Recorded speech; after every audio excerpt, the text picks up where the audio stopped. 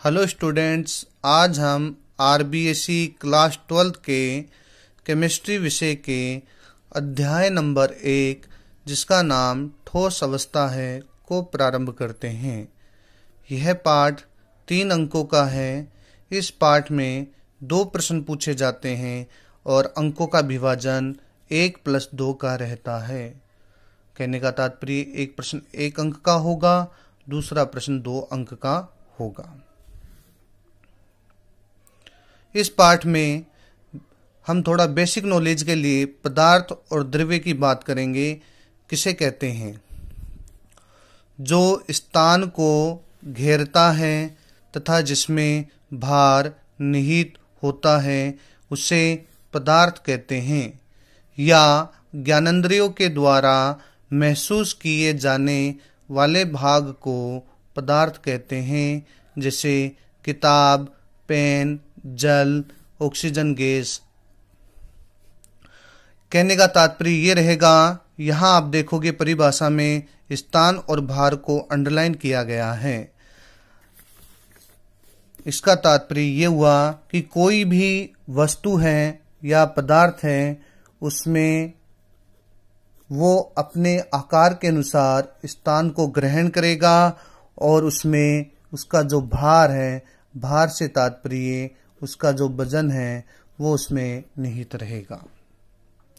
जैसे एग्जाम्पल पर हमने देखा पेन, तो ये पेन, इस पेन का एक आकार है, उस आकार के अनुसार इसने स्थान ग्रहण किया है और इसका जो भी ग्राम है, मान लो 5 ग्राम या 2 ग्राम का है, तो ये इसके अंदर उपस्थित भार है।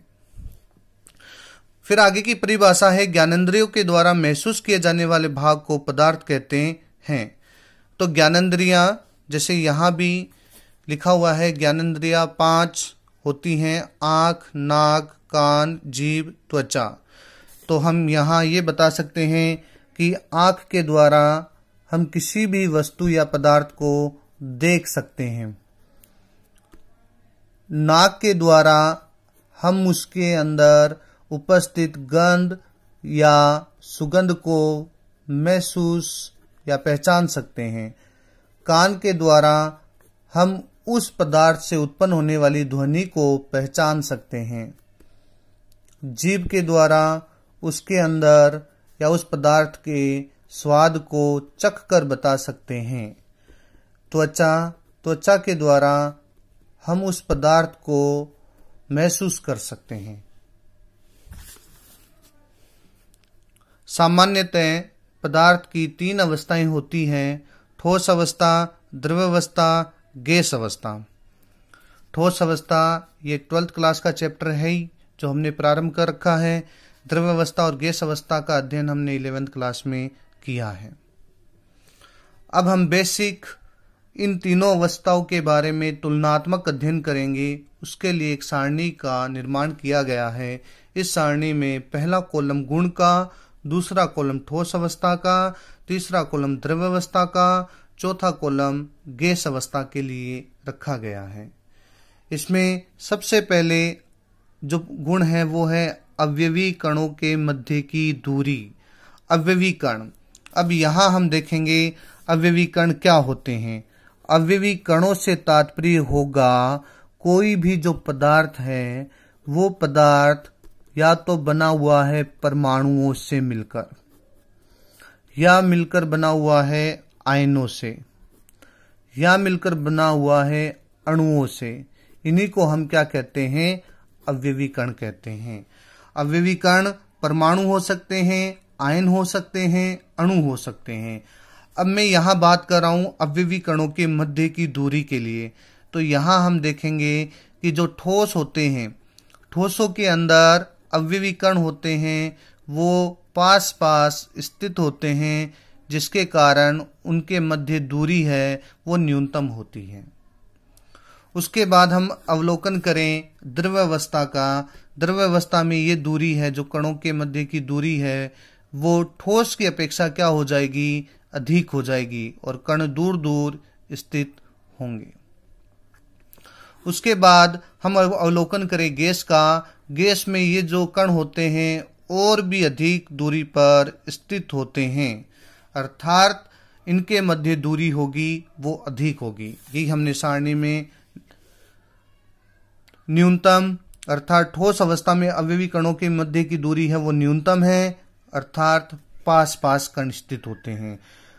द्रव्य अवस्था में हमने लिखा है ठोस से अधिक और गैस से कम, यानी गैस से इनके मध्य जो दूरी होगी वो कम होगी और ठोस की अपेक्षा ये क्या होंगे, दूर दूर स्थित होंगे, और गैस के अंदर ये जो दूरी है वो अधिक दूरी पर ये स्थित है। दूसरा जो गुण है वो है आकर्षण बल का। इन कणों के मध्य लगने वाला आकर्षण बल कैसा है? इसके लिए ठोस अवस्था में देखा जाए तो आकर्षण बल कैसा है, परबल है। परबल का मतलब होगा मजबूती से। परबल शब्द का तात्पर्य होता है मजबूती से बांधे रखना। अब जैसे ही कण पास पास होंगे, पास पास का तात्पर्य क्या हो जाएगा, मजबूती से बांधना। अब कण पास पास है तो उनके मध्य लगने वाला आकर्षण बल भी प्रभावी होगा, अर्थात परबल होगा। द्रव्य अवस्था की बात करें तो द्रव्य अवस्था में ठोस की अपेक्षा कम और गैस की अपेक्षा ये अधिक होते हैं, अर्थात आकर्षण बल जो होगा वो द्रव्य अवस्था में देखा जाए इस डायग्राम के द्वारा तो कण क्या हो गए, दूर दूर होंगे, तो इनके मध्य लगने वाला आकर्षण बल भी ठोस की अपेक्षा क्या हो जाएगा, दुर्बल होगा। गैस के कण दूर दूर होते हैं तो इनके मध्य लगने वाला आकर्षण बल और भी अधिक दुर्बल होगा। आकार की बात करें, आकार ठोस अवस्था आकार निश्चित होता है, द्रव्य अवस्था का आकार है वो अनिश्चित होता है और गैस का अनिश्चित होता है।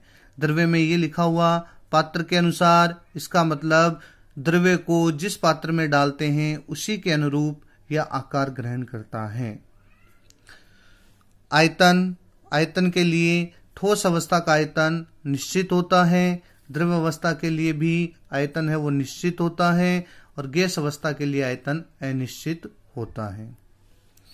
आगे वाले गुण में घनत्व का तात्पर्य होता है अणुओं के, यानी अणुओं की व्यवस्था। अणु अगर पास पास होंगे तो उसका घनत्व अधिक होगा और अणु दूर दूर होंगे तो उसका घनत्व कम होगा। तो ठोस अवस्था का आपको पता है, ठोस अवस्था में कण होते हैं वो पास पास होते हैं, पास पास होने के कारण इनका घनत्व अधिक होगा। द्रव्य अवस्था में ठोसों से कम, गैसों से अधिक, और गैसों में जो घनत्व है वो बहुत ही कम होता है, क्योंकि इसके कण दूर दूर विद्यमान होते हैं इसलिए इसका घनत्व कम होता है। अर्थात ये गैसें हल्की होती हैं और ठोस वस्तुएं क्या होती हैं, भारी होती हैं।